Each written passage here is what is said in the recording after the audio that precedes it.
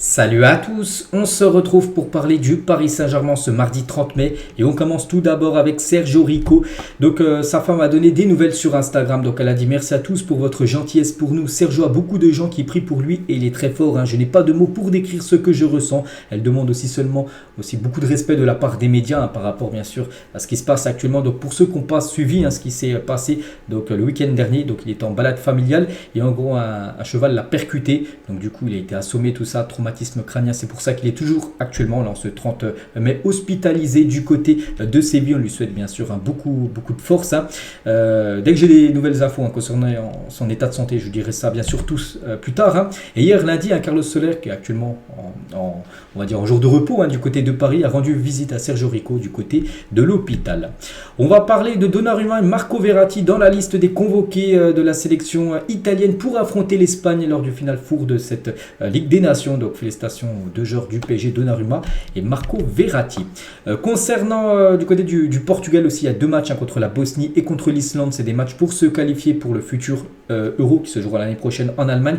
Et Danilo Pereira, Renato Sanchez et Vitinha, les trois Parisiens, sont convoqués. Concernant Nuno Mendes, n'a pas été appelé par le sélectionneur portugais.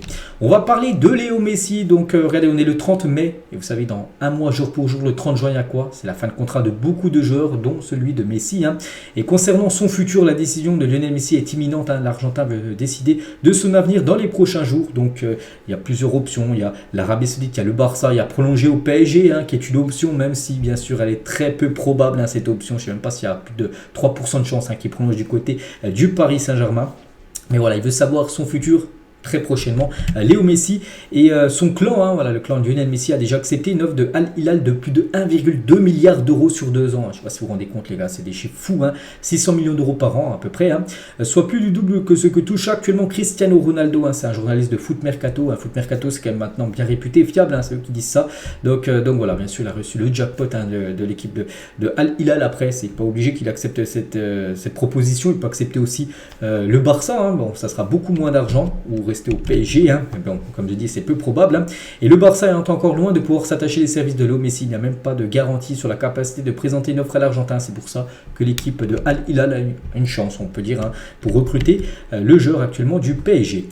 Concernant Carlos Soler, qu'on parlait il y a quelques instants, donc il intéresse l'Atlético Madrid. Diego Simeone, donc le coach de cette équipe des Colchoneros, envisage un prêt avec option d'achat pour l'international espagnol. Donc je pense que ça peut être une bonne nouvelle pour tout le monde, pour l'Atlético, s'il souhaite Carlos Soler, il n'y a pas de souci. Pour le PSG, parce que voilà, on va pas se mentir, c'est un flop du côté de Paris depuis son arrivée en août dernier. Et pour le joueur, il joue peu, du côté de Paris, peut-être s'il va là-bas, il jouera un petit peu plus. Ça peut être vraiment une bonne nouvelle pour les trois parties. Donc moi j'espère qu'il puisse rejoindre cette équipe de l'Atlético. Comme ça fera un joueur, on va dire, indésirable, un joueur qui joue peu, qui monte pas grand-chose, qui quitterait le club. Et ce serait très bien pour Paris. Draxler tient aussi un dossier que le PSG va devoir tranché. Donc sur son passage à Benfica, je m'excuse auprès des supporters, mes blessures m'ont empêché de contribuer davantage. Ce club est fantastique, j'aime Benfica, ce club restera dans ma tête parce que ce joueur appartient au PSG et il revient à Paris vu que c'est la fin de saison du côté du Benfica. Donc il a remporté le championnat, il a très peu joué, il est blessé, il s'est fait opérer en janvier dernier, donc il a pas du tout joué la deuxième partie, bref. Donc il revient du côté de Paris. Que va faire le PSG avec Julian Draxler? Je pense qu'il y en a beaucoup qui l'avaient oublié, ce joueur. C'est vrai qu'il revient, comme Paredes, comme beaucoup de joueurs actuellement prêtés. Donc je pense le mieux, je le vois pas rester la saison prochaine dans l'effectif parisien. Donc est-ce qu'un prêt, est-ce qu'un transfert définitif sera l'option envisagée pour Draxler?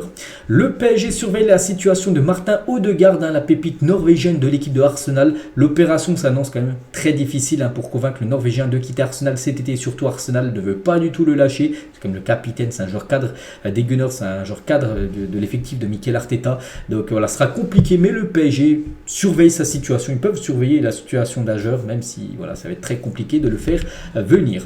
Concernant Lucas Hernandez, qu'on a beaucoup parlé ces derniers jours, entre les mains une énorme offre du PSG, hésite à prolonger avec le Bayern.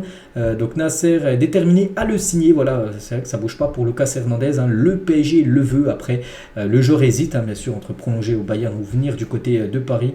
Après, coûte cher, bien sûr, parce qu'il a reçu comme une énorme offre. Après, voilà, s'il venait à venir du côté du Paris Saint-Germain, n'oubliez pas que le Bayern qui l'a acheté plus de 80 millions d'euros, va certainement essayer de récupérer cette somme qu'ils avaient investi sur lui à l'époque du côté de l'Atlético. Donc voilà, ce serait bien sûr un gros montant. On verra ce sera quoi le futur de Lucas Hernandez. Concernant Ugarte aussi, ce joueur qu'on parle là depuis quelques jours, a exprimé sa préférence pour Chelsea plutôt que le PSG, donc là c'est pas bon. Bref, le club anglais a proposé une offre supérieure à la clause libératoire, l'offre s'élève à 60 millions d'euros avec 5 millions de bonus supplémentaires. Hein. De plus, l'Uruguayen déjà au courant des conditions potentielles d'un contrat, il montre de la réticence à l'égard du Paris Saint-Germain, d'après Record Portugal. En gros, c'est un journal un peu comme l'équipe, hein, voilà, en France, un journal sportif. Donc voilà, ça tourne pas bon, on va dire, hein, pour Ugarte. Il a une préférence pour Chelsea, donc voilà. Bon, après, c'est pas qu'il a une préférence pour ce club, qu'il est obligé d'aller dans ce club, mais bon, le PSG démarre mal, on va dire, à les négociations avec Ugarte. Concernant Marco Asensio, hein, on en parle que le PSG est intéressé, c'est vrai. Bon, il y a aussi Arsenal et Milan qui sont intéressés par Marco Asensio. Il est intéressant parce que déjà c'est un bon joueur. Hein, il a, je ne sais plus à quel âge, il a 28. Je ne sais plus avec 26-27 ans, bref, voilà, c'est un bon joueur. Et surtout, il est en fin de contrat avec le Real Madrid. Donc voilà, c'est un joueur qui peut arriver gratuitement du côté de Paris. Concernant le poste d'entraîneur, hein, là aussi qui va être beaucoup discuté lors du prochain mercato, Galtier veut absolument rester jusqu'à la fin de son contrat. Il a un contrat jusqu'en 2024, encore un an. Hein. D'après un proche, il n'a pas du tout envie de partir. Hein, et il est à fond sur la saison prochaine, Christophe Galtier. Bon, après, il peut avoir pas envie de partir, hein, bien sûr, hein, mais il peut se faire licencier, hein, ce qui va certainement plus être le cas. Donc voilà, concernant Galtier, lui veut encore être coach parisien. Je ne sais pas si c'est la bonne idée, hein, de rester encore avec Galtier saison prochaine. Surtout, je ne sais pas s'il y a Mourinho aller chercher, qui a moyen de faire Mourinho. Hein, je pense que voilà, Paris ira chercher directement José Mourinho. Et supporters parisiens, qui voudriez-vous voir sur le banc la saison prochaine? Donc Galtier, hein, pas le coach actuel, Luis Enrique, Mourinho ou un autre nom. Voilà, donc la plupart ont mis quand même José Mourinho, hein, dont moi j'ai mis 64%, voilà, des votants ont mis quand même José Mourinho, hein, beaucoup de supporters du PSG à choisir entre les trois coachs ou un autre, hein, ce serait bien sûr Mourinho la préférence. Le PSG cherche une solution juridique opérationnelle pour mettre fin à la revente de billets sur Ticket Place. En gros, c'est des supporters, entre guillemets, parce qu'ils ont l'abonnement mais ils vont jamais au match. En gros, ils font de l'achat-revente, ils font du business, hein, sur le vente de tickets. Hein. Un abonné en Tribune Bologne a payé son abonnement 624 €, hein, tout le début de saison. Il a revendu toutes ses places, hein, vraiment toutes les places cette saison à domicile. Il a tout revendu, il n'est même pas allé voir un match cette saison. Grâce à la revente sur Ticket Place, cet abonné va finir la saison avec un bénéfice de plus de 2180 € de bénéfice. Hein, donc on monte à plus de 2700 € en vendant tout. Donc voilà, hein, bien sûr c'est le jackpot, mais voilà, le PSG doit trouver une solution pour éviter ça parce que c'est plus possible tout simplement. On va parler de Neymar. Donc la décision de Neymar de participer à un tournoi de poker et d'assister au Grand Prix de Monaco plutôt que de célébrer le 11e titre de champion de France a été perçu comme une attitude regrettable en interne. Hein. Cependant, cela reflète une relation joueur-club qui s'est détériorée au fil des mois. Donc concernant Neymar, hein, c'est Pep Guardiola, donc l'entraîneur de City, qui a appelé Neymar afin de connaître ses intentions concernant la saison future. Hein. Il y a cependant très peu de chances de voir le Brésilien signer à City, n'étant pas hostile à un départ cet été. Donc après voilà, quand même Pep Guardiola a quand même appelé Neymar, hein, pour savoir ce qu'il comptait faire la saison prochaine. Donc n'oubliez pas que du côté de Paris, si une belle offre arrive, hein, pour Neymar, il sera vendu, le joueur parisien. Et toujours avec Neymar, parce que ça va le concerner là, donc la présence des 6 joueurs blessés du PSG à Strasbourg, donc Kimpembe, Mukele, Marquinhos, Hakimi, Nuno Mendes et Fabien Ruiz, était une initiative personnelle de ces derniers. Hein. Le club n'avait rien demandé à ces joueurs, Neymar n'avait donc aucune obligation d'être là. C'est vrai que par exemple les joueurs blessés, c'est ceux-là que je vous ai montré et que j'ai parlé, donc ils étaient blessés, ils n'étaient pas obligés de venir, mais ils sont quand même venus à Strasbourg pour regarder, voilà, le match du titre. Donc Neymar n'était pas obligé de venir, hein, il n'y avait pas d'obligation. Donc voilà, Neymar, pas le critiquer, mais bon, il aurait pu venir à Neymar vu que c'était quand même le match du titre. C'est vrai qu'il manquait que Neymar, hein, sinon tous les autres blessés étaient présents, hein, pour le match du titre, hein, samedi dernier du côté de Strasbourg. Mbappé, tiens, petite déclaration de Mbappé, une saison réussie. Je pense que quand tu gagnes la Ligue 1 et que tu es premier de la première à la dernière journée, c'est une saison réussie. Réussi. Et quand tu es meilleur joueur et potentiellement meilleur buteur, je pense aussi que c'est réussi. On a habitué les gens avec des standards très élevés, mais ça reste quelque chose qu'il ne faut pas banaliser. Bien sûr, un titre de champion de France. Hein. Et toujours avec Kylian Mbappé. Regardez ce qui est la dernière publication Instagram qu'il a pu mettre. Donc une photo de lui avec Thierry Henry. Hein, les deux ont été ensemble, hein, lors des trophées UNFP, hein, qui avaient lieu avant-hier.